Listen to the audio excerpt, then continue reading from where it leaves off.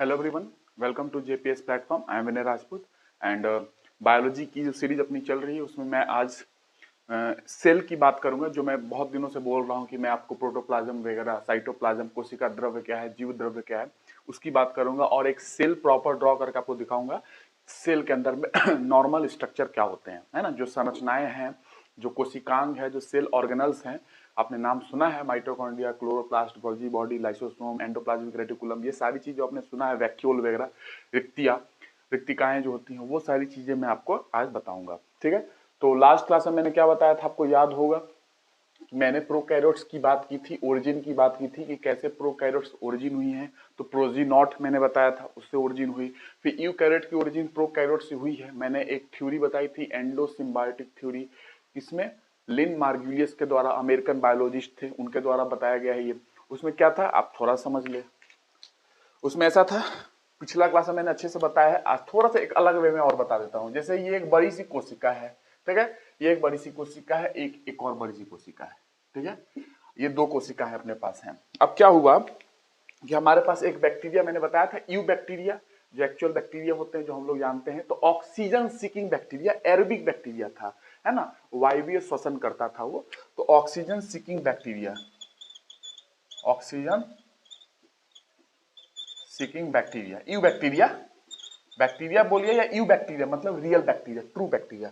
Oxygen seeking bacteria इस बड़ी सी prokaryotic कोशिका, मैंने बताया था आर्किया बैक्टीरिया जो पुरानी एंशियंट थी, उसी वही एक बैक्टीरिया मान लो ये है। तो मैं सिंप्लीफाइड करके बता रहा हूँ, बाकी मैंने डिटेलिंग पिछली क्लास में बताई है आपको, ठीक है। और साइंस टेक की भी लेक्चर आ रही है, जो लोग ये बायोलॉजी देख रहे हैं, साइंस टेक्नोलॉजी की लेक्चर भी जाके देखें। एनर्जी मैंने स्टार्ट किया है, उसको अच्छे से कंप्लीट करेंगे। बेसिक के साथ में चल रहा हूँ, बेसिक आपका अच्छा होना चाहिए। बेसिक हिला रहेगा तो आप जानते हो ना, कहावत है कि जब फाउंडेशन ही सही है तो फिर इमारत कैसे बनेगी। तो फाउंडेशन आपको बेसिक जितनी जरूरत है उतना तो पता होना चाहिए, ठीक है। तो ऑक्सीजन सीकिंग बैक्टीरिया हमारे पास मान लो कोई है, कोई एक बैक्टीरिया मान लो, ऐसे एक ऑक्सीजन सीकिंग बैक्टीरिया हमारे पास बाहर है। ये एक बड़ी सी प्रोकैरियोटिक कोशिकाएं है, बहुत बड़ी एक प्रोकैरियोटिक कोशिका है। और एक छोटी सी यहाँ पे आपके पास मान लीजिए कि ऑक्सीजन सीकिंग बैक्टीरिया, मतलब बैक्टीरिया प्रोकैरियोट ही होता है ना एक्चुअली।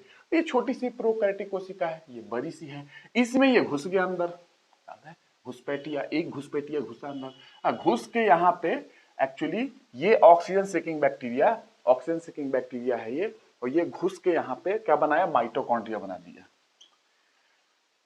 माइटो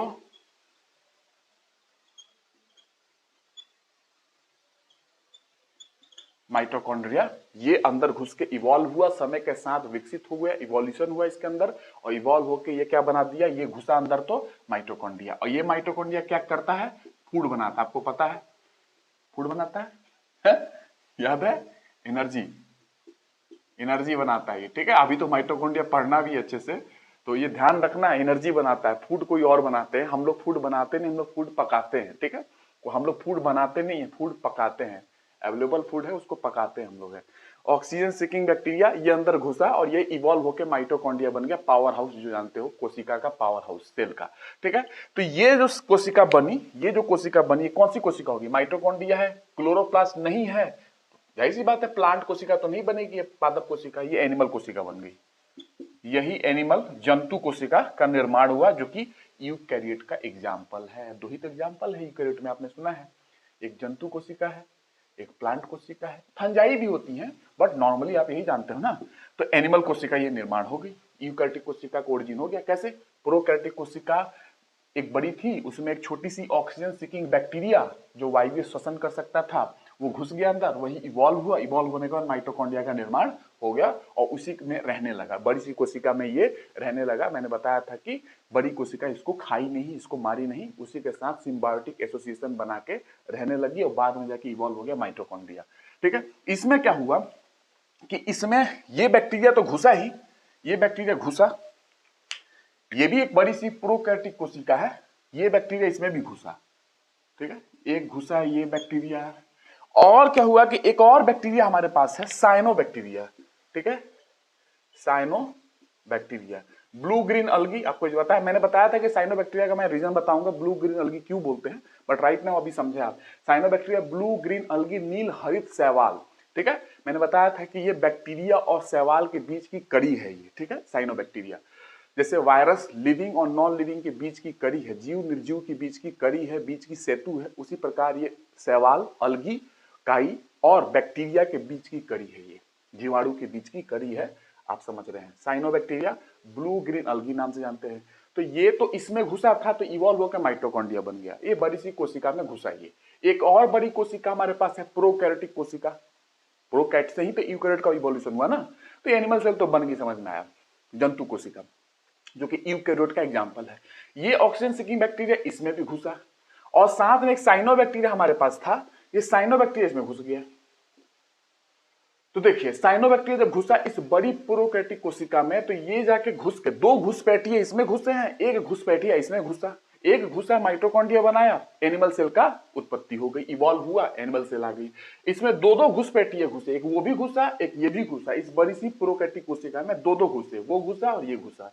तो जब ये घुसा साइनोबैक्टीरिया तो ये इवॉल्व होकर विकास हुआ, समय के साथ ही इवॉल्व हुआ, इसी के अंदर रहने लगा। बड़ी वाली कोशिका ने इसको मारा नहीं, सिम्बायोटिक एसोसिएशन गठबंधन बना कर रहने लगे लोग, और ये बाद में जाके क्लोरोप्लास्ट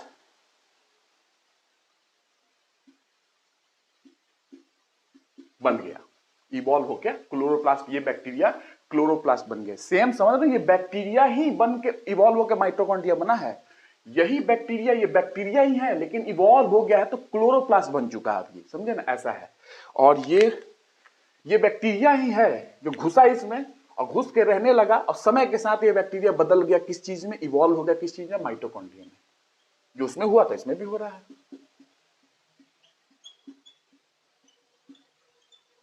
ठीक है, माइटोकॉन्ड्रिया। तो देखिए इसमें दोनों है, क्लोरोप्लास्ट है तो आपको पता है क्लोरोप्लास्ट प्लांट सेल में होती है, तो ये प्लांट सेल का निर्माण हो गया ऐसे, जो कि यूकैरियोट का एग्जाम्पल है, ठीक है। तो ऐसे प्लांट सेल का निर्माण हुआ जो कि दोनों के दोनों यूकैरियोट के एग्जाम्पल है। तो ऐसे बोल सकते हो कि ये प्रोकैरियोटिक कोशिका थी पहले बड़ी वाली, उसमें एक घुसा, इवॉल्व हुआ, माइटोकॉन्ड्रिया बन गया, एनिमल सेल आ गई। एक बड़ी सी कोशिका थी प्रोकैरियोटिक कोशिका, कौन सी थी, आर्किया बैक्टीरिया, मैंने बताया था ना।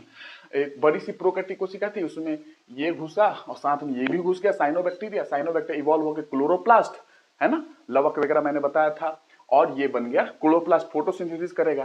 तो ये प्लांट सेल में फोटोसिंथेसिस होता है, प्रकाश संश्लेषण। अब माइटोकॉन्ड्रिया क्या करेगा, दोनों का फंक्शन लिख लो, ये बनाएगा फूड, भोजन बनाएगा, खाद्य पदार्थ बनाएगा, कार्बोहाइड्रेट बनाएगा, ये माइटोकॉन्ड्रिया क्या बनाएगा, एनर्जी बनाएगा, ठीक है, ऊर्जा बनाएगा, है ना। कैसे बनाएगा मैं बताऊंगा, एटीपी फॉर्मेशन कैसे करेगा। एडिनोसिन ट्राइफॉस्फेट एनर्जी करेंसी है सेल की, एनर्जी बंडल होती है सेल की, ठीक है, मैं बताऊंगा। तो ये एक मैंने बात की थी, दो, एक में एक घुसपैठिया घुसा, एक में एक ये घुसा, एक वो भी घुसा, दो दो घुसपैठिए घुसे हैं तो प्लांट बना, और एक घुसपैठिया घुसा तो हमारी कोशिका जंतु कोशिका बनी। घुसपैठिया बैक्टीरिया था, ऑक्सीजन सीकिंग, जो कि वायवीय श्वसन करता था, ऑक्सीजन सीकिंग, ऑक्सीजन उस समय आ चुकी थी पर्यावरण में तो ऑक्सीजन लेता था, इसलिए तो मैंने बोला ऑक्सीजन सीकिंग यू बैक्टीरिया या बैक्टीरिया बोल सकते हो, मैंने पिछली क्लास में बताया था। जो मैंने जो डिस्क्रिप्शन किया है, क्लासिफिकेशन किया है बैक्टीरिया का, उसको ध्यान से रखना। क्या कहते हैं, मैं माइक्रोबियल फ्यूल सेल पढ़ाने वाला हूँ, इन्वायरमेंट में क्या कहते हैं, साइंस टेक मैंने जो स्टार्ट किया है, माइक्रोबियल फ्यूल सेल आएगी, वहां पे मैं बैक्टीरिया का यूज करूंगा, और जियोथर्मल एनर्जी जब पढ़ाऊंगा वहां पे भी बैक्टीरिया का यूज करूंगा। वो क्लासिफिकेशन ध्यान रखना, ऐसे ही नहीं पढ़ाया हूं मैं, सबका एक कारण है, आपका एग्जाम में वो रिक्वायर्ड है, नहीं तो करंट अफेयर ढूंढते रहोगे। ये यहां से पढ़ लोगे, करंट अफेयर में आप क्लासिफिकेशन में डाल देना, करंट अफेयर में कभी आएगा कि भैया आर्किया बैक्टीरिया खोजा गया तो डाल देना, मैंने आर्किया बैक्टीरिया बताया ना, उसमें डाल दो बैक्टीरिया, नया बैक्टीरिया मिल गया तो बस, समझ रहे हो ना, वैसे ही। तो ये क्लासिफिकेशन मेन आपको समझना है, ठीक है। अब मैं आपको बताता हूं क्या, प्रोकैरियोटिक कोशिका और यूकैरियोटिक कोशिका जो मैंने आपको बताया था। तो प्रोकैरियोट बता देता हूं, रिस्क में ना रहोगे आप लोग। प्रोकैरियोट और यूकैरियोट जो शब्द है, यूकैरियोट, ठीक है, ये जो शब्द है, ये शब्द है, ये डॉथरी ने दिया था, ये व्यक्ति थे, इन्होंने ही प्रोकैरियोटिक और यूकैरियोट जो शब्द है ना, ये डॉथरी ने दिया था, डॉथरी, DUGHTERY, डॉथरी ने दिया था। एक मीजोकैरियोट थी, मैंने आपको बताया नहीं है मीजोकैरियोट, मैं आपको अलग से बताऊंगा मीजोकैरियोट, ठीक है। मीजोकैरियोटिक जो थी, इन बिटवीन, इनके बीच की कड़ी है, सीधी सी बात है, मीजोकैरियोट इसके बीच में आ रहा है, मीजो मतलब बीच में, ये प्रोकैरियोट इवॉल्व हो रही थी, उसके बीच में मीजोकैरियोट आया, उसके बाद यूकैरियोट कोशिका की इवोल्यूशन हुई थी। तो ये मीजोकैरियोट जो होती है, ये जो टर्म है, ये शब्द जो है वो डोड्ज ने दिया था, ठीक है, DODGE, डोड्ज ने दिया था, ये ध्यान रखना, कभी क्वेश्चन आ जाएगा। ये दोनों टर्म डॉट्री ने दिया था और ये जो टर्म है डोड्ज ने दिया था, ठीक है, ये आप ध्यान रखना।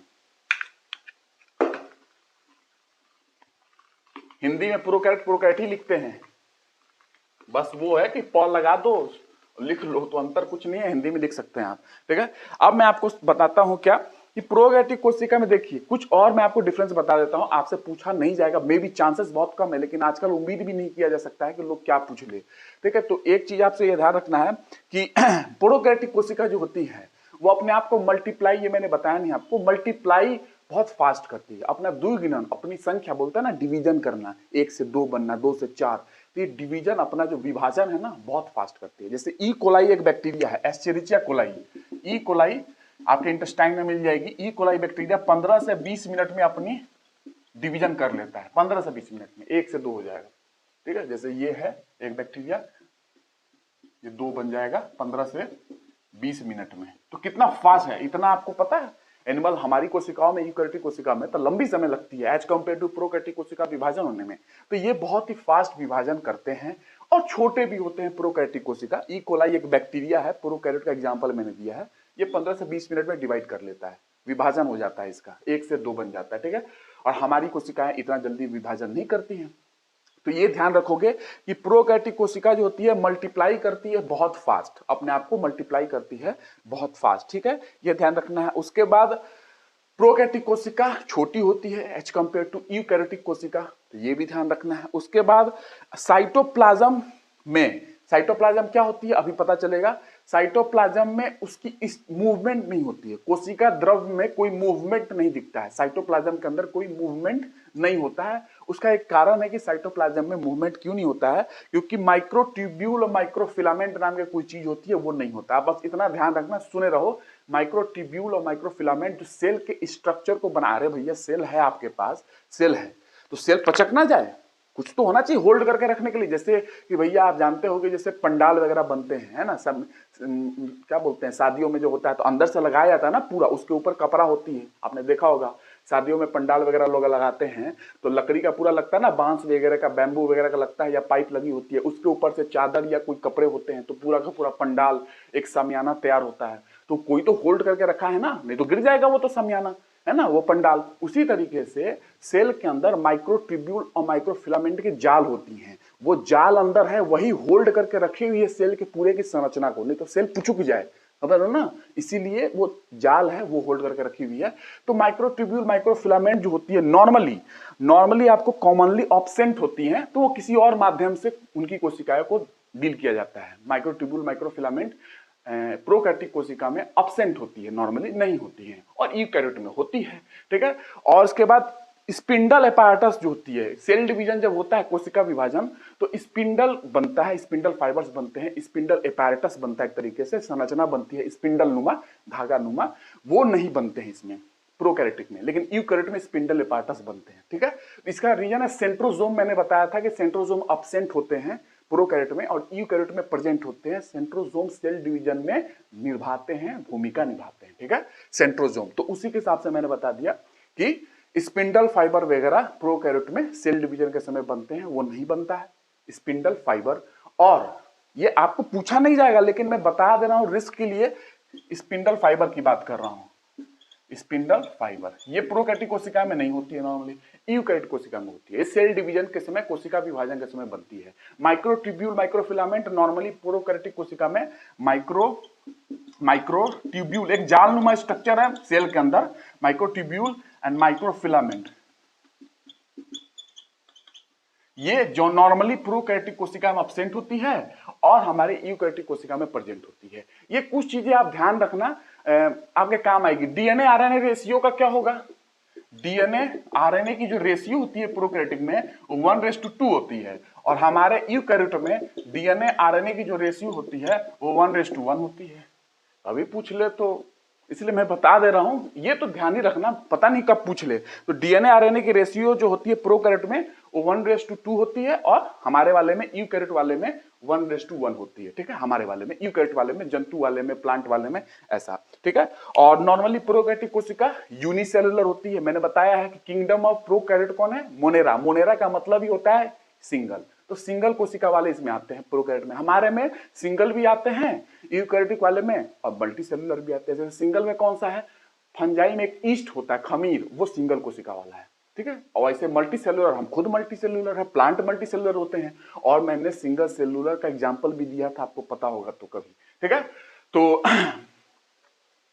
ये प्रोकैरियोट का आपको पता चल गया कि प्रोकैरियोट सिंगल सेलुलर होते हैं, एक कोशिका वाले होते हैं, कोई भी उठा लो। और हमारे में यूकैरियोट में एक कोशिका वाले भी होते हैं, दो और मल्टी सेलुलर भी होते हैं, बहुकोशिकीय भी होते हैं। एक कोशिका वाले ईस्ट मैंने बताया था, खमीर। और बहुकोशिकीय में आप खुद हो, प्लांट है, सारे जानवर बहुकोशिकीय हैं, ठीक है। तो ये ध्यान रखोगे। उसके बाद आपको बताया था मैंने कि सेल वॉल, प्रोकैरियोट में सेल वॉल रिजिड होती है। प्रोकैरियोट में सेल वॉल जो होती है बहुत स्ट्रांग होती है, रिजिड होती है। प्रोकैरियोट की सेल वॉल, कोशिका भित्ति, ठीक है, बहुत स्ट्रांग होती है। और वो पेप्टिडोग्लाइकन की बनी होती है। मैंने बताया था, आपको याद होगा, पेप्टिडोग्लाइकन की बनी होती है, या मैंने बताया था म्यूरिन की बनी होती है, या मैंने बताया था म्यूकोपेप्टाइड की बनी होती है प्रोकैरियोट के अंदर, याद होगा, ठीक है। और ये पॉलीमर होते हैं किसी चीज के, ऐसे नहीं है किसी चीज से बहुलक है, ये किसी चीज का बहुलक, किसी चीज से जुड़ के बना हुआ है पेप्टिडोग्लाइकन, ठीक है। तो पेप्टिडोग्लाइकन जो है ना, वो पॉलीमर होता है एमिनो शुगर का। पेप्टिडोग्लाइकन जो सेल वॉल में बनी होती है, प्रोकैरियोट्स की जो कोशिका भित्ति होती है, वो पेप्टिडोग्लाइकन से बनी होती है। लेकिन पेप्टिडोग्लाइकन भी किसी चीज से बना होता है। वो किससे बना होता है, एमिनो शुगर और muramic acid. Amino sugar, amino acids की बात कर रहा है, amino sugars and muramic acid, इसकी पॉलीमर होती है कौन, पेप्टिडोग्लाइकन, जो कि प्रोकैरियोट की कोशिका भित्ति में वो रहते हैं, जिससे कोशिका भित्ति बनी होती है पेप्टिडोग्लाइकन से। म्यूरिन मैंने बताया था, म्यूकोपेप्टाइड, तो वो एमिनो शुगर और म्यूरामिक एसिड की पॉलीमर होती है, बहुलक होती है, इससे जुड़ के बनते हैं वो पेप्टिडोग्लाइकन, ठीक है, इनसे जुड़ के बनते हैं, ठीक है, याद रखोगे। और जो एमिनो शुगर और म्यूरामिक एसिड का जो है, इसमें भी आपको नहीं जानना है, बस थोड़ा सा आप जान लो, नाग और नाम, एन एसिटाइल ग्लूकोसेमाइन, ये पॉल इससे मिलके बनते हैं, और एन एसिटाइल म्यूरामिक एसिड, ये दो चीज है, इन्हीं दो चीज से मिलकर आपको पेप्टिडोग्लाइकन बनता है, जो कि कोशिका भित्ति बनी होती है प्रोकैरियोटिक कोशिका की। ये है नाग, एन एसिटाइल ग्लूकोसेमाइन और एन एसिटाइल म्यूरामिक एसिड, यही वाला म्यूरामिक एसिड, इनसे बनती है। बस इतना ध्यान रखना कि पेप्टिडोग्लाइकन में किस चीज से बनता है, ठीक है। आपसे उतना नहीं पूछा जाएगा, बता दिया। बहुत सारी चीजें हैं, अभी मैंने प्रोकैरियोट यूकैरियोट की नहीं बताया है, लेकिन वो हाई लेवल के एग्जाम में पूछी जाती है। लेकिन जो एक नॉर्मल चीज है, मैंने ये सब बता दिया। मे भी ये कोई बड़ी चीज तो नहीं है, ये पूछा जा सकता है, ये स्पिंडल फाइबर होते हैं नहीं होते, ये तो पूछा जा सकता है, कोई बड़ी चीज नहीं है, क्वेश्चन तो बन सकते हैं सिंपल। तो आपको बता दिया, माइक्रोट्यूब्यूल, माइक्रोफिलामेंट जो होते हैं, जो कोशिका के होल्ड करके रखे हुए उनकी संरचना को, वो बर्स्ट नहीं करती है ना, फटती नहीं है, पिचुकती नहीं है, क्योंकि माइक्रोट्यूब्यूल और माइक्रोफिलामेंट का जाल है कोशिका के अंदर, वो जाल संभाल कर रखे हुए पूरे कोशिका की संरचना को, ठीक है। तो वो इसीलिए वो पिचुकती नहीं है, ऐसे पिचुकती नहीं है, ठीक है। और आपको पता चल गया। उसके बाद स्पिंडल एपार्टस हमारे सेल डिवीजन के समय नहीं बनता है। प्रोकैरियोटिक कोशिका में सेल डिवीजन के समय स्पिंडल एपार्टस नहीं बनते हैं, बिकॉज सेंट्रोसोम नहीं है। मैंने लिखवाया था, सेंट्रोसोम सेल डिवीजन में भाग लेते हैं, वो है ही नहीं, तो स्पिंडल एपार्टस क्यों बनेगा। और हमारे यूकैरियोटिक कोशिका में सेंट्रोसोम होते हैं, सेंट्रोसोम कोशिका विभाजन में भाग लेते हैं, सेल डिवीजन में भाग लेते हैं, और जब भाग लेते हैं तो स्पिंडल एपार्टस बनते हैं। उसके हिसाब से डिवीजन होती है चीजों की। मैं आपको माइटोसिस मियोसिस जब पढ़ाऊंगा, मियोसिस में आपको सिखाऊंगा, थोड़ा बहुत, आपको उतना नहीं जानना है, फिर भी जरूर बताऊंगा कि प्रोफेज, मेटाफेज, एनाफेज, टेलोफेज क्या होते हैं, हल्का हल्का आपको जानना है, ठीक है। ये आप ध्यान रखोगे। और साइटोप्लाज्म में स्ट्रीमिंग मूवमेंट नहीं होती है। प्रोकैरियोटिक कोशिका के साइटोप्लाज्म, कोशिका द्रव्य जो होती है, प्रोकैरियोटिक कोशिका की जो कोशिका द्रव्य होती है साइटोप्लाज्म, उसमें मूवमेंट देखने को नहीं मिलेगा, क्योंकि माइक्रोट्यूब्यूल वगैरह जो होती है ना, माइक्रोट्यूब्यूल, ये माइक्रोफिलामेंट बताया था, यही मूवमेंट कराते हैं एक्चुअली, लेकिन ये है ही नहीं। तो साइटोप्लाज्म की मूवमेंट प्रोकैरियोटिक कोशिका में नहीं होती है, और यूकैरियोटिक कोशिका में माइक्रोट्यूब्यूल वगैरह होते हैं, माइक्रोफिलामेंट वगैरह, तो वो मूवमेंट साइटोप्लाज्म की कराते हैं अंदर, कोशिका के अंदर साइटोप्लाज्म की मूवमेंट। साइटोप्लाज्म क्या अभी बताऊंगा मैं, ठीक है। एक द्रव्य है, एक तरीके का कोशिका द्रव्य।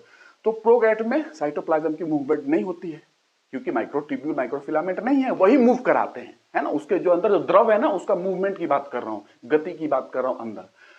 और यूकैरियोटिक कोशिका में होती है, क्योंकि माइक्रोट्यूब्यूल वगैरह है, यही मूवमेंट कराते हैं, तो वहां पे है तो गति होगी। हमारे यूकैरियोटिक कोशिका में, ठीक है। तो इसको साइटोप्लाज्मिक मूवमेंट के नाम से जानते हैं, और भी नाम है इसका, बट आप इतना ध्यान रखोगे कि प्रोकैरियोटिक कोशिका में ये नहीं होता है, ठीक है।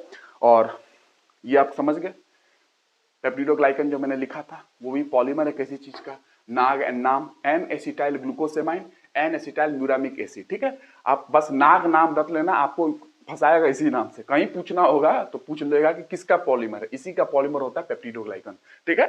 तो ये ध्यान रखना। फिर भी मैंने एक आपको रिस्क जोन से बाहर निकाल दिया है। एग्जामिनर आप इससे ऊपर जाएगा तो उस पर क्लेम लग जाएगी, आप एग्जाम के लेवल अति कर दिए हो, ठीक है।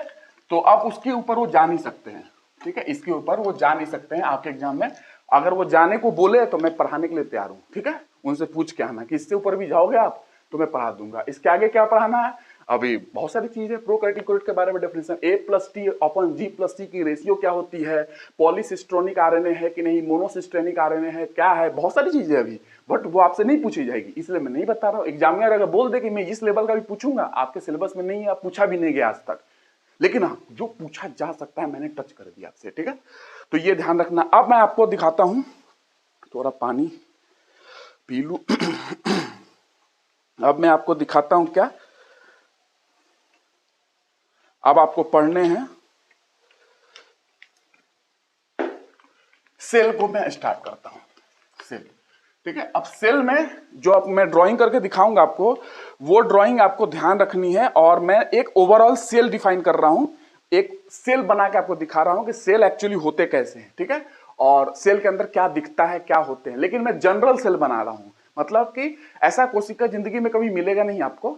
ये क्या है कि मैं प्लांट सेल, एनिमल सेल के जो जो ऑर्गेनल्स होते हैं ना, वो एक ही सेल में दिखा दे रहा हूं ओवरऑल, ठीक है।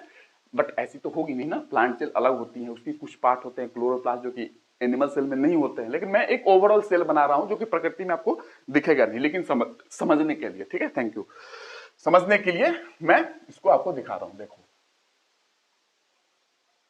ठीक है।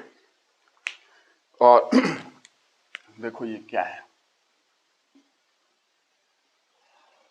सॉरी, ये क्या है, किसी को पता है?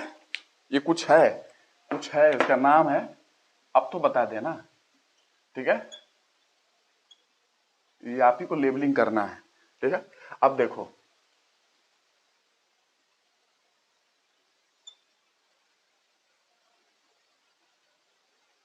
ठीक है, ये चिपक भी सकता है यहाँ पे, ये कोशिका, ये सेल मेम्ब्रेन है, ये सेल की मेम्ब्रेन है, कोशिका की झिल्ली है ये। बट ये जो मैं ला रहा हूं ना, यहाँ पे जब नामकरण करूंगा तो ये यहाँ पे चिपके भी होते हैं कभी कभार, मैं नॉर्मल आपको दिखा रहा हूं, ठीक है।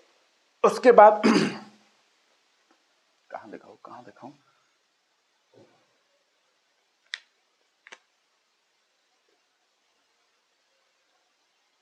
ठीक है, ये हो गया।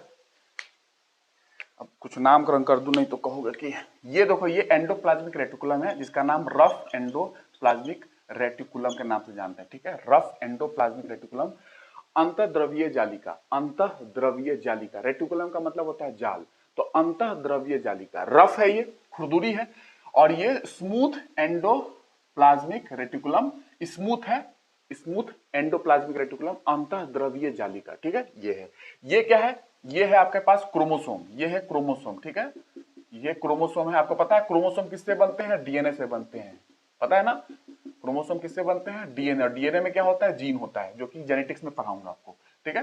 तो ये है क्रोमोसोम, ये क्या है, न्यूक्लियोलस, ये न्यूक्लियोलस है, ठीक है। कहां लिखूं, लो,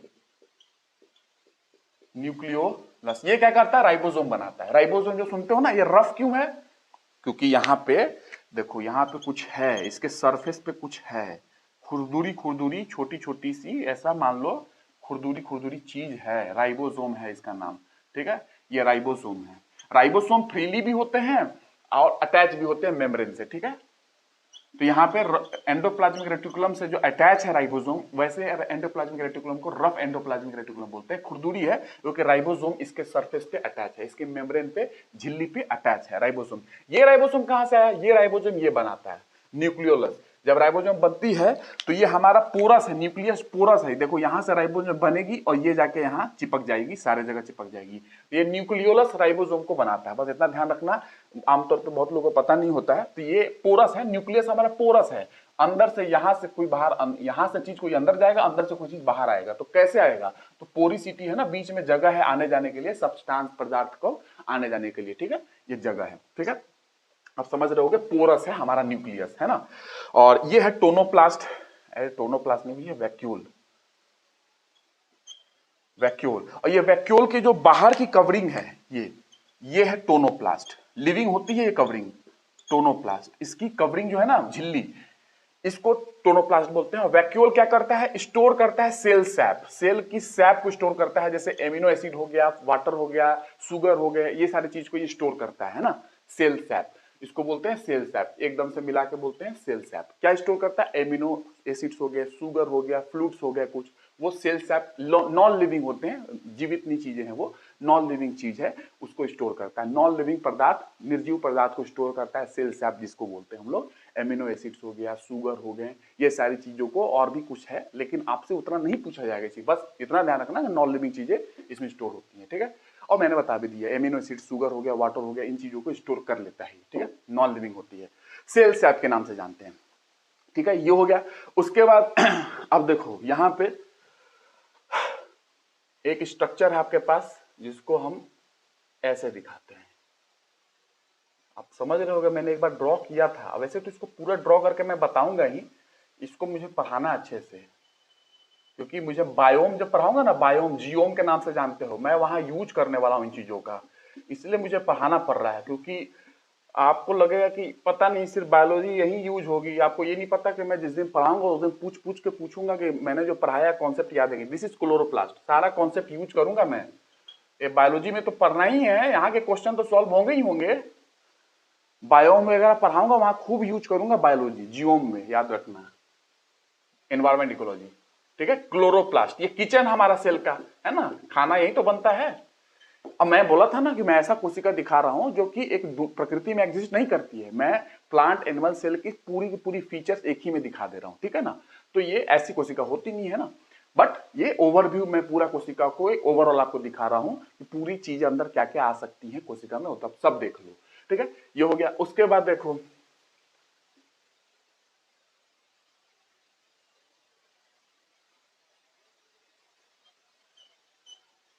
इसकी वजह से मैं ड्रॉ करूंगा, ठीक है, अच्छा से, बस ये समझ लो। माइटोकॉन्ड्रिया, ये क्या है? पावर हाउस सेल है, यही तो बनाएगा ऊर्जा, energy, power house of cell, ठीक है। और ये हो गया। उसके बाद देखो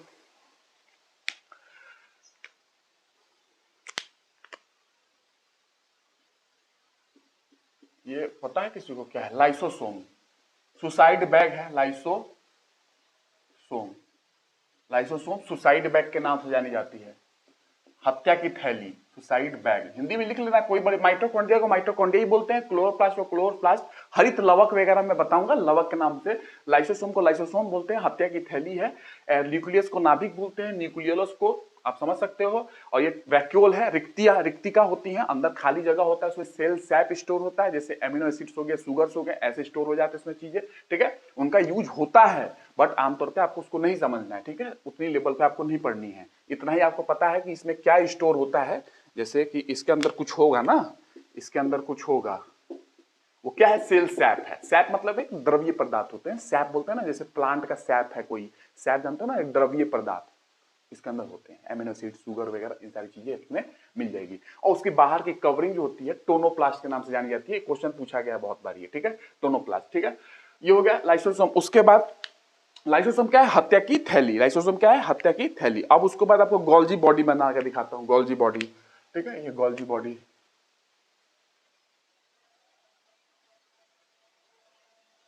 this is known as Golgi body, Golgi complex के नाम से भी जानी जाती है, गोल्जी कॉम्प्लेक्स या गोल्जी बॉडी। इसको एनिमल में गोल्जी कॉम्प्लेक्स बोलते हैं, एनिमल वाले में, जैसे हम लोग जानवर में ही आते हैं, ह्यूमन बीइंग भी एनिमल ही में आता है, ठीक है। और प्लांट सेल में डिक्टियोसोम के नाम से जाना जाता है इसको, डिक्टियोसोम, ये प्लांट सेल में जानते हैं इसको, पौधा पादप में हम इसको डिक्टियोसोम बोलते हैं, और ये एनिमल में हम लोग इसको गोल्जी बॉडी बोलते हैं या गोल्जी कॉम्प्लेक्स बोलते हैं, ठीक है। बाकी हम लोग पढ़ेंगे कि ये क्या करता है, हम लोग ये इसको देखना है, इसको देखेंगे, इसको देखेंगे, इसको देखेंगे, अच्छे से बताऊंगा मैं। बाकी ठीक है। और राइबोसोम न्यूक्लियोलस बनाता है, आपको पता चल गया, वहीं से निकल के और ये यहाँ पे चिपक जाते हैं। ये स्मूथ क्यों है? क्योंकि यहाँ पे फैट या लिपिड वगैरह इससे चिपके होते हैं। तो लिपिड क्या होता है? चिपचिपा होता है ना, फैट वसा वगैरह, इसीलिए ये स्मूथ है। स्मूथ एंडोप्लाज्मिक रेटिकुलम, अंतःद्रव्यीय जालिका, स्मूथ इसीलिए बोलते हैं। फैट इससे एसोसिएटेड होते हैं, इससे लगे होते हैं, इससे चिपके होते हैं। फैट वसा चिपचिपा होता है ना, इसीलिए स्मूथ बोलते हैं। ठीक है, तो ये कितनी चीज आपने देख लिया यहाँ पे। अब उसके बाद आपको देखना है राइबोसोम। मैंने दिखाया राइबोसोम देख लो। एक्चुअली राइबोसोम क्या है? राइबोसोम प्रोटीन, राइबोसोम क्या? प्रोटीन की फैक्ट्री। राइबोसोम क्या है? प्रोटीन की फैक्ट्री। बॉडी बिल्डर आपको पता होगा, प्रोटीन फैक्ट्री राइबोसोम। ठीक है, राइबोसोम। ठीक है, राइबोसोम हो गया। राइबोसोम मतलब प्रोटीन की फैक्ट्री है जो कि प्रोटीन बनाता है, आपको पता है, बॉडी बिल्डर। ठीक है, वो हो गया। अब राइबोसोम आपने देख लिया। राइबोसोम के बाद अब आपको क्या देखना है? लिपिड सिंथेसिस कौन करता है? स्मूथ एंडोप्लाज्मिक रेटिकुलम में लिपिड उपिड बनता है, लिपिड वसा, इसलिए खुरदुरी नहीं है, चिकनी है, इसलिए स्मूथ बोलते हैं। और यहाँ पे राइबोसोम यहाँ से निकल गए, इसमें चिपक जाते हैं, न्यूक्लियोलस में राइबोसोम बनते हैं और वहां से चिपक के ये पोर से निकलते हैं और चिपक जाते हैं इसमें, तो ये रफ हो जाती है, खुरदुरी हो जाती है राइबोसोम के कारण। ठीक है, राइबोसोम के कारण ये खुरदुरी होती है, इसलिए हम इसको ऐसा बोलते हैं। ठीक है, अब आपको क्या समझना है? अब लाइसोसोम समझ लिया, वैक्यूल समझ लिया आपने, सब कुछ ये है नॉर्मल चीजें आपके कोशिका के अंदर। ठीक है, लेकिन चीजें और भी होती है, जैसे माइक्रोट्यूब्यूल, माइक्रोफिलामेंट मैंने बताया था ना, ये इसके अंदर पूरा फैला हुआ है, वही तो इसको बचा रहा है। ठीक है, और भी आप समझ सकते हो, एंडोप्लाज्मिक रेटिकुलम जो होते हैं ना, ये भी मैकेनिकल स्ट्रेंथ देती है, ये पिचुकने नहीं देती है ना, नहीं तो बस्ट कर जाए ये कोशिका, तो ये भी बचाती है। ऐसे आप ऐसे समझ सकते हो, माइक्रोट्यूब्यूल, माइक्रोफिलामेंट भी काम करता है जो मैंने बताया था आपको। और ये एंडोप्लाज्मिक रेटिकुलम जो होती है, ये भी कोशिका को बस्ट होने से बचाती है। बाकी हम लोग एंडोप्लाज्मिक रेटिकुलम पढ़ेंगे, लेकिन ये बहुत किसी को क्वेश्चन आना चाहिए कि भाई ये कोशिका कैसे एक स्ट्रक्चर सस्टेन करके रखा हुआ है, ये तो पचक जाना चाहिए, लेकिन ये चीजें हैं, ये बस्ट नहीं होने देती है ना, इसको बस्ट नहीं होने देती है। और एंडोप्लाज्मिक रेटिकुलम और माइक्रोट्यूब्यूल, माइक्रोफिलामेंट का भी जाल इसमें फैला होता है, वो भी इसको पिचुकने नहीं देती है ना, तो ये ध्यान रखोगे आप। ठीक है, और इसके अंदर आपने राइबोसोम, न्यूक्लियस सब कुछ पढ़ लिया। ये है नॉर्मल, मैंने आपको बता दिया है कि, और ये क्या है? ये क्या है? ये क्रोमोसोम है, क्रोमोसोम। ये क्या है? न्यूक्लियस है पूरा। ये क्या है? न्यूक्लियस। न्यूक्लियस पोरस होता है ना, इसके अंदर का पदार्थ जाना, अंदर से बाहर जाना, कोई सब्सटेंस, कोई पानी है, प्रोटीन है, फैट है, कोई चीज, जैसे राइबोसोम निकल के आया ना, तो इसीलिए यहां से यहां जाना और यहां से यहां जाना, इसलिए न्यूक्लियस पोरस है ना। सब्सटेंस का एक्सचेंज होता है, सब्सटेंस का इससे और इससे एक्सचेंज होता है ना, तो ये आपको ध्यान रखना है। ये नॉर्मली आप ध्यान रखना, मैंने सब कुछ समझा दिया, बाकी एक एक चीज को मैं अलग से समझाऊंगा ही। ठीक है, अब मैं आपको एक एक चीज में समझाऊंगा, और मैं सारी स्ट्रक्चर्स को नहीं बता रहा हूं, और भी बहुत सारे स्ट्रक्चर्स होते हैं, लेकिन आपसे उतना नहीं पूछा जाएगा तो ओवर क्यों करना? आपके एग्जाम में मुझे बहुत सारी चीज पढ़ानी है, टाइम बचेगा तो मैं और भी सब्जेक्ट पढ़ाना है। अभी साइंस टेक चल रही है, इसको कंप्लीट करके मुझे बायोलॉजी कंप्लीट करके एनवायरमेंट इकोलॉजी स्टार्ट करना है, और पैरेलली उसके बाद मैं फिजिक्स केमिस्ट्री आपको पढ़ा दूंगा। ये जैसे ही होगा, साइंस टेक कंप्लीट हो जाएगा, ज्योग्राफी स्टार्ट कर दूंगा। ठीक है, तो बहुत सारे सब्जेक्ट लेने हैं। जब ये सारे हो जाएंगे तब मैं एंट्री मारूंगा इकोनॉमिक्स वगैरह में। इकोनॉमिक्स, सोशियोलॉजी और जियोलॉजी का पोर्शन मैं मेंस का क्या कहते हैं, ऑप्शनल पढ़ाऊंगा। ज्योग्राफी, जियोलॉजी दोनों ऑप्शनल पढ़ाऊंगा मैं। सोशियोलॉजी वगैरह पढ़ाऊंगा, इकोनॉमिक्स पढ़ाऊंगा, इथिक्स पढ़ाऊंगा, और साइकोलॉजी वगैरह जो आपके सब्जेक्ट हैं, ये भी पढ़ाना है मुझे। ठीक है, ये जब कंप्लीट हो जाएंगे तब मैं इंजीनियरिंग के क्षेत्र में, जब मैं गेट पढ़ा रहा हूं, तो आईएएस वाले लोगों को भी इंजीनियरिंग जो लेते हैं वहां पे ऑप्शनल वगैरह, उनको मुझे पढ़ाना है, मैथमेटिक्स, फिजिक्स वगैरह वहां पे, केमिस्ट्री वगैरह, तो वो बाद में करूंगा, क्योंकि एक जान है, एक बार में तो हो नहीं सकता है, बट धीरे धीरे सारा कंप्लीट कर लूंगा। आपका पहले कंप्लीट करेंगे, ये जो नॉन टेक्निकल का क्षेत्र है ना, ये सारा कंप्लीट करना है पहले। ठीक है, तो non technical in the sense कि मैं इंजीनियरिंग से कंपेयर कर रहा हूं। मैकेनिकल इंजीनियर हम लोग टेक्निकल मानते हैं, आपका साइंस टेक टेक्निकल ही है, बट मैं ऐसा आपको बोल रहा हूं। ठीक है, तो ये चीजें क्लोरोप्लास्ट, ये सारी चीज आप समझ आइए, ये सेल के अंदर है। और मैंने एक अच्छा खासा आपको एक कॉन्सेप्ट बता दिया है, सेल पिचुकते क्यों नहीं है, ये रीजन है, और ये स्मूथ क्यों है, रफ क्यों है, मैंने बता दिया।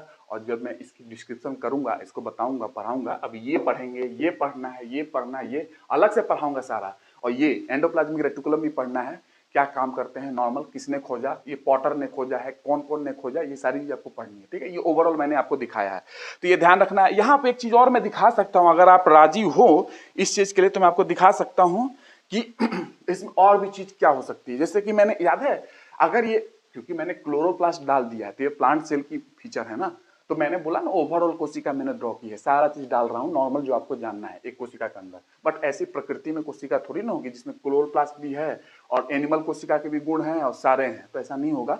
बट मैंने सारे डालने की कोशिश की है, ये जो जो हो सकते हैं। राइबोसोम वगैरह भी आपको पता है कि 70s राइबोसोम होते हैं प्रोकैरियोट में, अब यहाँ डाल दो 70s राइबोसोम, तो प्रोकैरियोट का है ना, तो यूकैरियोट के तो फीचर अलग होते हैं, 80s होते हैं। तो ये एक ओवरऑल कोशिका मैंने आपको दिखाया है बना के, ठीक है।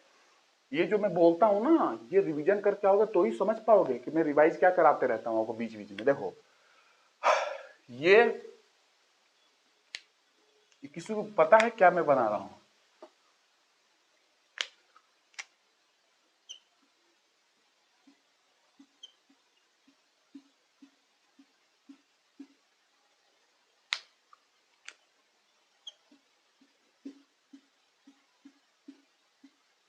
मैंने क्या बताया था कि प्लांट सेल में सेल प्लेट का फॉर्मेशन होता है साइटोप्लाज्म को डिवाइड करने के लिए। साइटोप्लाज्म कोशिका द्रव्य को डिवाइड करने के लिए सेल प्लेट का फॉर्मेशन होता है। ये है सेल प्लेट, मैंने दिखाने की कोशिश की आपको। सेल प्लेट ये क्या है? साइटोप्लाज्म का डिवीजन। ये प्लाज्म मतलब साइटोकाइनेसिस की बात कर रहा हूं मैं, साइटोकाइनेसिस, ठीक है। साइटोप्लाज्म का डिवीजन। साइटोप्लाज्म क्या होता है अभी समझाऊंगा, बट ये न्यूक्लियस के बाहर वाला सारा पोर्शन जो द्रव है वो साइटोप्लाज्म है, उसी में सारे ऑर्गेनल आपके कोशिकांग तैर रहे हैं जो मैंने बनाए हैं, ठीक है। Cell plate. और यहाँ पे क्या बनता है एनिमल सेल में अगर मैं बोलूं तो सेल क्लीवेज, फर्र संकुचन होते हैं और फिर कोशिका जो द्रव्य होती है वो डिवाइड करती है, साइटोकाइनेसिस होती है। सेल फर्रो बनता है यहाँ पे, सेल फर्रो संकुचन होती है, मैंने दिखाया था ना, याद होगा। सेल फर्रो, सेल क्लीवेज भी बोलते हैं। ये एक ओवरऑल मैंने कोशिका आपको बना दिया, तो ये चीज आपको ध्यान रखनी है, ठीक है। ये ध्यान रखोगे तो बहुत मजा आएगा आपको, आगे चल के मैं यूज करूंगा इसको, सारी चीजों को यूज करना है मुझे। बट आप ध्यान रखना, जरूर ध्यान रखोगे तभी मजा आएगा आपको, ठीक है। ये सारी चीजें और हिंदी में आप समझ सकते हो, ये लवक है, हरित लवक है, माइटोकॉन्ड्रिया, लाइसोसोम को सुसाइड हत्या की थैली बोलते हैं, गाल्जी को गाल्जी ही बोलते हैं, क्योंकि गाल्जी कैमिलो गोल्जी एकमात्र, ये गोल्जी कॉम्प्लेक्स एकमात्र कोशिकांग है जो कि किसी साइंटिस्ट के नाम पे रखा गया है, जो कि कैमिलो गोल्जी है, बाकी सारा साइंटिस्ट के नाम पे नहीं है, बस यही है साइंटिस्ट के नाम पे, ठीक है। और कहां खोजा गया था मैं आपको बता दूंगा। पहली बार डिक्टियोसोम गोल्जी बॉडी को एनिमल में नाम रखा गया है और इसी का नाम डिक्टियोसोम है प्लांट के अंदर, पौधा के अंदर, ठीक है। ये ध्यान रखोगे। न्यूक्लियोलस जो होती है वो राइबोसोम बनाती है, वही राइबोसोम निकल के स्पोर से निकल के इसमें चिपक जाते हैं, जिसके कारण ये रफ हो जाती है। और ये स्मूथ एंडोप्लाज्मिक रेटिकुलम इसलिए क्योंकि फैट इससे सिंथेसिस होती है, फैट का निर्माण होता है, वसा का निर्माण, और इसे चिपक जाते हैं तो चिपचिपे होते हैं, इसलिए स्मूथ बोलते हैं, ठीक है। बस ध्यान रखना, हो गया मिटाओ। ये पढ़ना भी है, ऐसा नहीं समझना बस इतना पढ़ा गया। मैं पढ़ा रहा हूँ, काम की चीजें मुझे यूज करनी है। क्लोरोप्लास्ट में बायो में यूज करूंगा, वहां पे बायो में मुझे यूज करना है फोटोसिंथेसिस में, पढ़ाना पड़ेगा भैया, ऐसे कैसे होगा, ठीक है। नोट तो कर लिए होगे यार, ठीक है।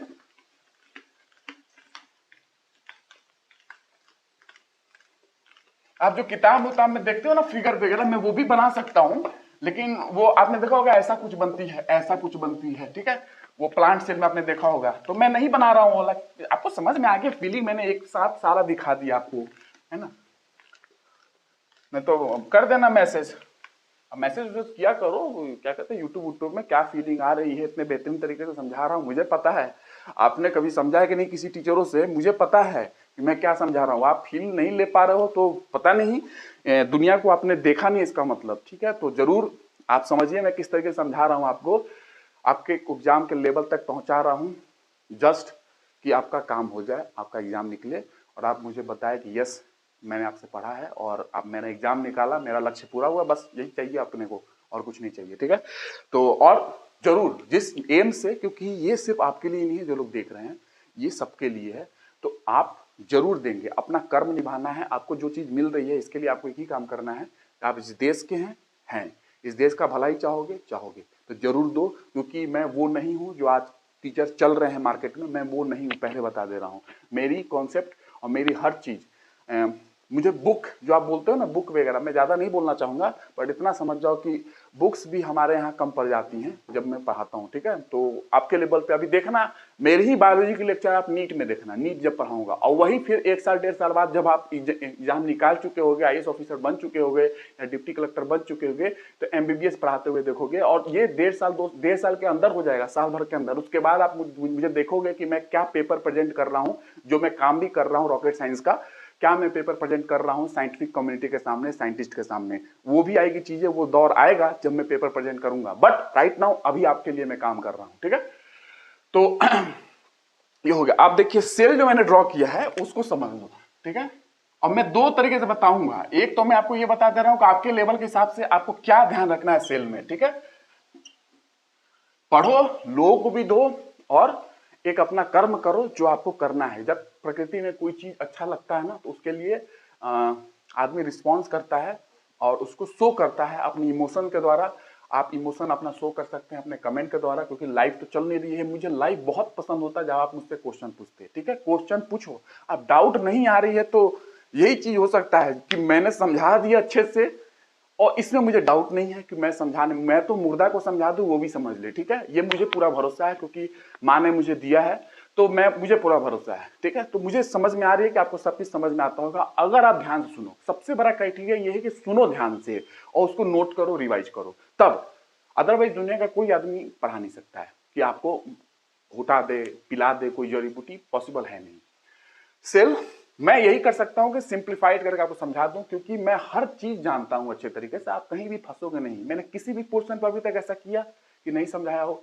मैं कोशिश करता हूं कि नहीं, इनको उतना दे दो कि इनकी एग्जाम में कभी भी कोई रटना ना पड़े। इनको पता है कि भैया सेल सैप है, टोनोप्लास्ट आउटर कवरिंग है, वैक्यूल की, बस ये।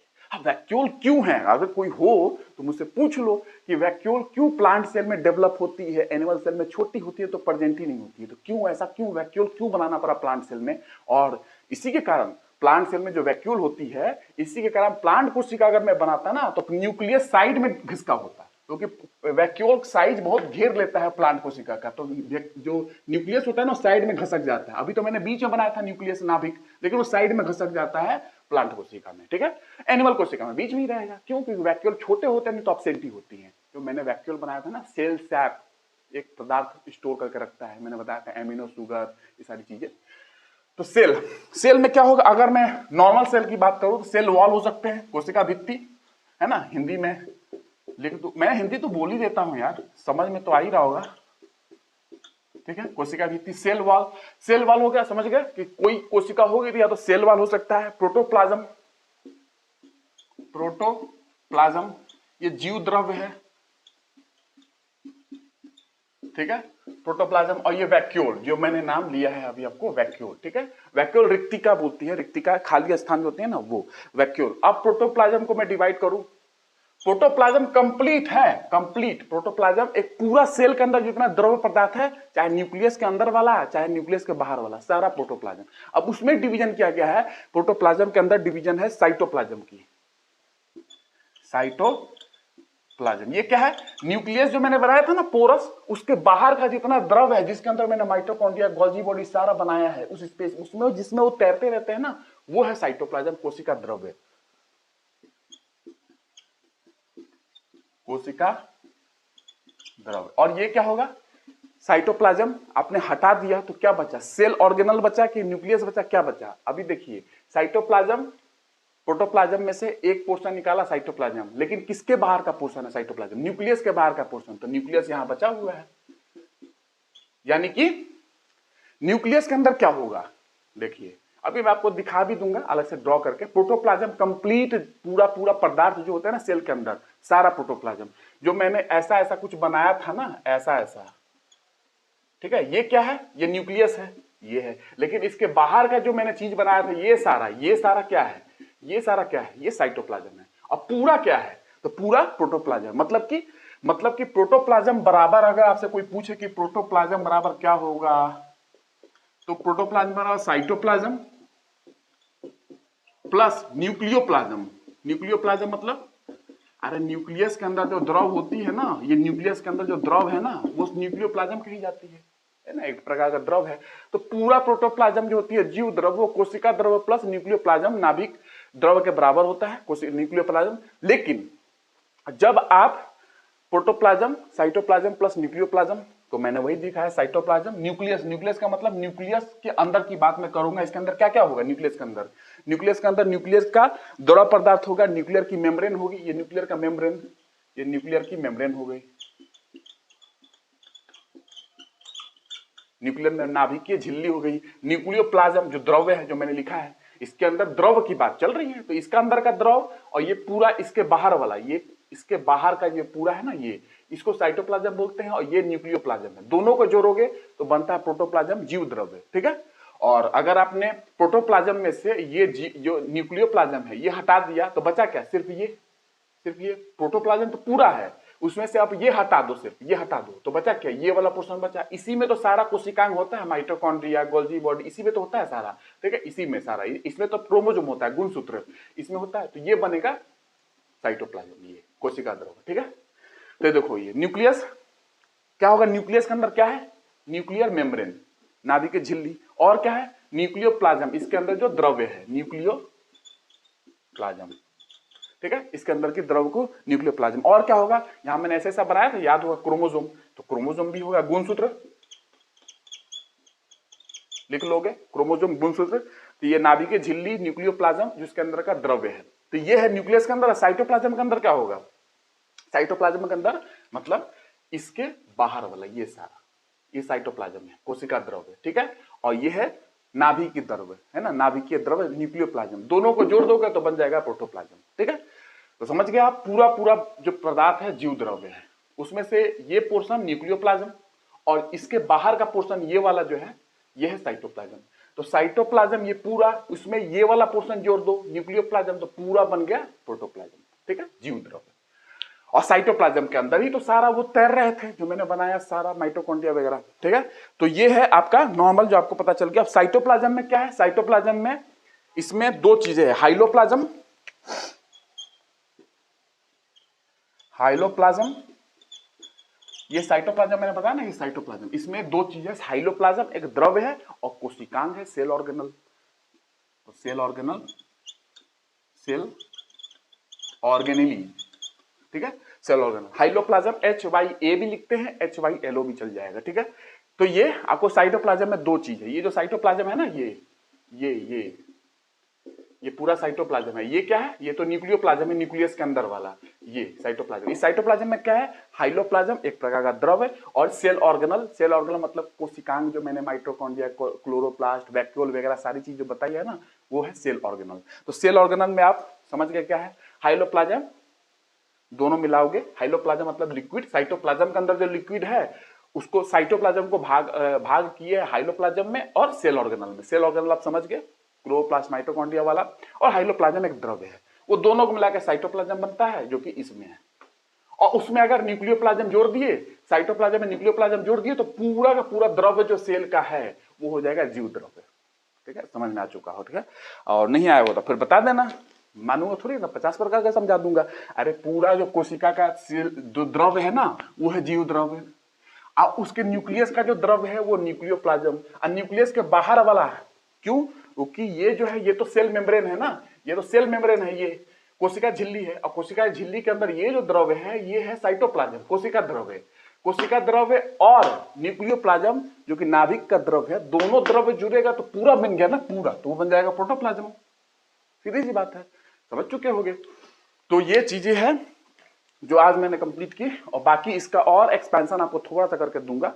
साइटोप्लाज्म के अंदर डिवीजन मैंने किया है, हाइलोप्लाज्म, सेल ऑर्गेनल। ये साइटोप्लाज्म के अंदर डिवीजन क्या है? हाइलोप्लाज्म एक प्रकार का द्रव्य है ये, और सेल ऑर्गेनल कोशिकांग तैर रहे हैं ना इसके अंदर, उसी के अंदर तो है साइटोप्लाज्म के अंदर सारे कोशिकांग। न्यूक्लियोप्लाज्म में तो क्रोमोसोम है, न्यूक्लियोलस है, मैंने बताया था इसके अंदर क्रोमोसोम और न्यूक्लियोलस, याद है, राइबोसोम बनाता है, इसके अंदर है ना।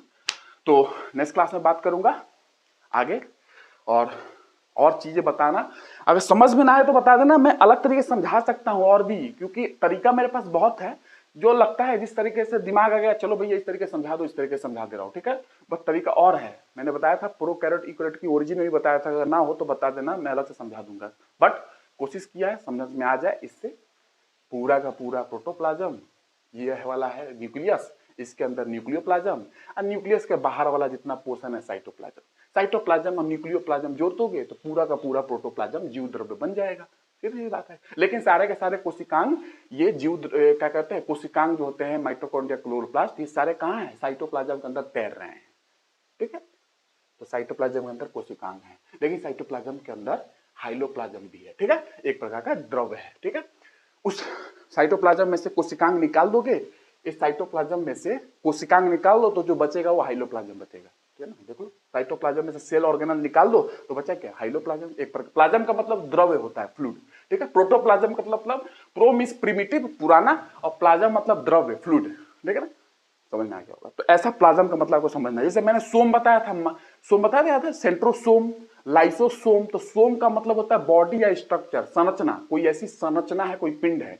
उसी तरीके से प्रोटो मतलब प्रिमिटिव, प्लाज्म मतलब न्यूक्लियस। प्रिमिटिव मतलब पुराना, एंशिएंट, प्लाज्म मतलब कि द्रव्य, फ्लूइड। ठीक है, उसी तरीके से आप समझ सकते हो। साइटो मतलब समझ चुके हो, कोशिका। साइटो से आप साइटोलॉजी में याद होगा, प्लाज्म मतलब द्रव्य, न्यूक्लियो मतलब न्यूक्लियस, प्लाज्म मतलब द्रव्य, तो न्यूक्लियस का द्रव्य न्यूक्लियोप्लाज्म, अंदर वाला, और साइटोप्लाज्म ये वाला। ठीक है, साइटो मतलब कोशिका होती है, इसलिए इसको कोशिका द्रव्य बोलते हैं, इसको जीव द्रव्य बोलते हैं, और इसको नाभिक का द्रव्य न्यूक्लियोप्लाज्म एक तरीके से। ठीक है, अंदर वाला, इसके अंदर वाला। ठीक है, तो नेक्स्ट क्लास में बात करूंगा। थैंक यू, और आई होप सब कुछ समझ में आ रहा होगा। समझ में आएगा, अगर आप सुन रहे हो तो जरूर समझ में आएगा। ठीक है, कोई दो राय नहीं है, मेरे समझाने के बाद आपको समझ में ना आए, बहुत मेहनत करके समझा रहा हूँ और समझ में आएगी आपको। ठीक है, तो नेक्स्ट क्लास में बात करता हूँ। Thank you, thank you, thank you.